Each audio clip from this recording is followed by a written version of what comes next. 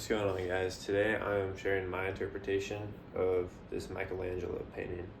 So I saw this painting in Rome about a year and a half ago, a year and 2 months ago, and I just remember staring at it for about half an hour and was just like, whoa, this really is showing like different levels of people's spiritual level and their ascendedness. Obviously, Christ is at the top and he's at the middle because he was all man. He came down. The only way to God is through Christ because he's the one who's right next to God, and he's the one who has access to God, who gives all humans access to God. Before Jesus came, God didn't really fully understand humans, but Christ does. And he's seated at the right hand of the Father.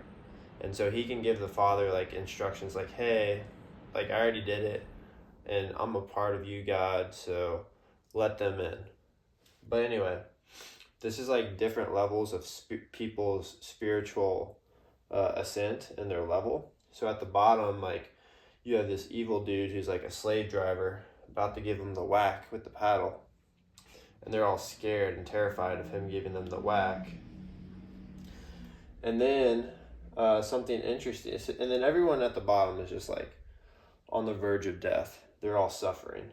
This actually, Christ dying, this is funny. This is actually not a part of the painting. This is actually a part of just the Sistine Chapel, but this wasn't painted on the wall. But I would say that when Jesus suffered and died on the cross, he was at levels this low. He experienced the absolute lowest that you possibly could.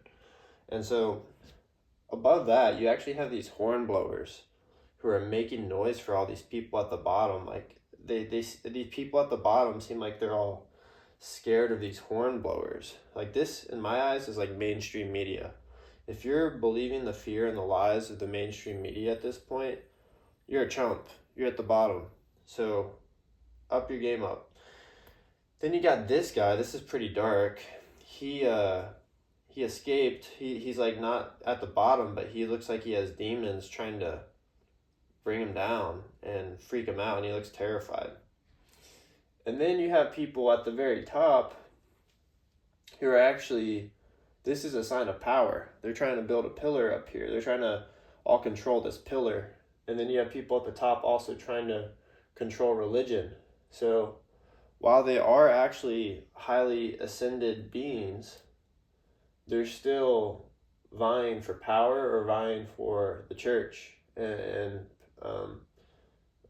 status within the church. And then you have all these people at the middle who it's like, they still look stressed out and they're like kind of like, whoa, Jesus, please help us. We need your help too.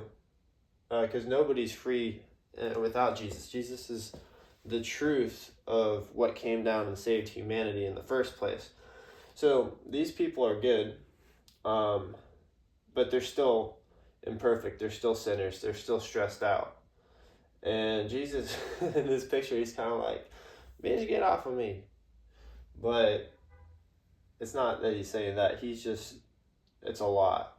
But he's good. And then you have Mary, locked on side to Jesus, and she looks kind of sassy. I like the way he made this painting. And actually, you can see there's holes in Jesus' feet, little marks in his feet that show that this is after he resurrected from the dead. And then you have this dude. It looks like he just climbed up here with a ladder.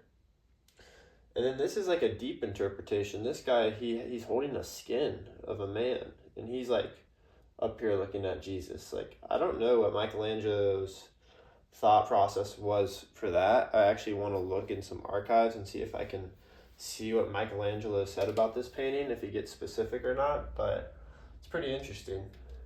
And you have these people who are on their own cloud. They're probably like farmers or something. They have a farm and they're like trying to help out this guy who's hopping to them.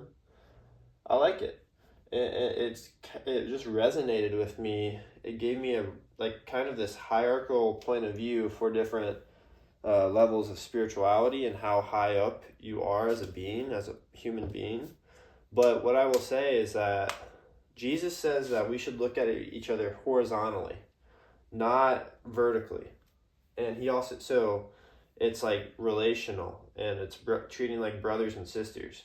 And you know, when you're talking and helping out people at the bottom, you are treating them like brothers and sisters, and you're trying to bring them up to the spirit and the truth, which is Jesus. But this is just a very cool depiction of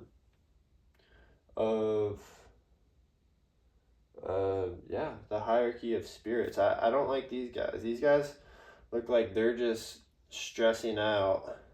Like, this guy has whites in his eyes. He doesn't even have normal eyeballs. They're just trying to stress out all these people at the bottom, the slaves. So don't be at the bottom. Don't be like this guy, like at the medium getting possessed. You want to be at the top where you're living your life and you're coming to Jesus as much as you can. These people, they look stressed out and stuff. They're not perfect, but they are coming to Jesus. And don't be up here either, like fighting over power and religious status. So, yeah, that's my interpretation of that.